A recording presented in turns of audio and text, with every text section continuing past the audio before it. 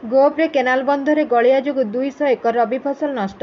ଶତାଧିକ ଚାଷୀଙ୍କ ଦ୍ୱାରା ଗୋପ ଜଳସମ୍ପଦ କାର୍ଯ୍ୟାଳୟ ଆଗରେ ଧାରଣା।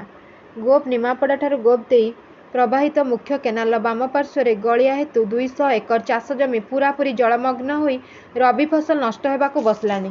ଜଳସମ୍ପଦ ଓ କୃଷି ବିଭାଗ ଅବହେଳା ଓ ଖାମଖିଆଲ ମନୋଭାବ ଯୋଗୁଁ ଗୋପ ବ୍ଲକ ଅନ୍ତର୍ଗତ ବିଭିନ୍ନ ଗ୍ରାମରେ ହୋଇଥିବା ରବି ଫସଲରେ କେନାଲ ପାଣି ମାଡ଼ି ଫସଲ ନଷ୍ଟ ହେବା ଆଶଙ୍କା ଦେଖାଦେଇଛି। ପୂର୍ବରୁ ବାମନାଳ ଓ ତାର ନିକଟବର୍ତ୍ତୀ 15ଟି ଗ୍ରାମରେ ହୋଇଥିବା ପ୍ରାୟ 400 ଏକର ରବି ଫସଲ ସମ୍ପୂର୍ଣ୍ଣ ନଷ୍ଟ ହେବା ଆଶଙ୍କା ପ୍ରତି ଚାଷୀମାନେ ହତାଶ ହୋଇପଡ଼ିଛନ୍ତି।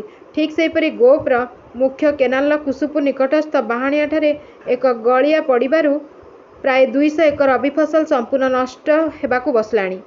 ଗୋପରେ ଭାରତୀୟ କୃଷକ ମୋର୍ଚ୍ଚାର ସଂଯୋଜକ ପ୍ରଶାନ୍ତ କୁମାର ସ୍ୱାଇଁଙ୍କ ନେତୃତ୍ୱରେ ଶତାଧିକ ରବି ଫସଲକାରୀ ଚାଷୀମାନେ ଅଭିଯୋଗ କରିଛନ୍ତି, ବର୍ତ୍ତମାନ ସମୟରେ କେନାଲରେ କେଉଁ କାରଣରୁ ପାଣି ଛଡ଼ାଗଲା ତାହାର ତଦନ୍ତ କରାଯାଉ ଏବଂ ବନ୍ଧର ସ୍ଥାୟିତ୍ୱକୁ ନେଇ ପ୍ରଶ୍ନବାଚୀ ସୃଷ୍ଟି ହୋଇଛି।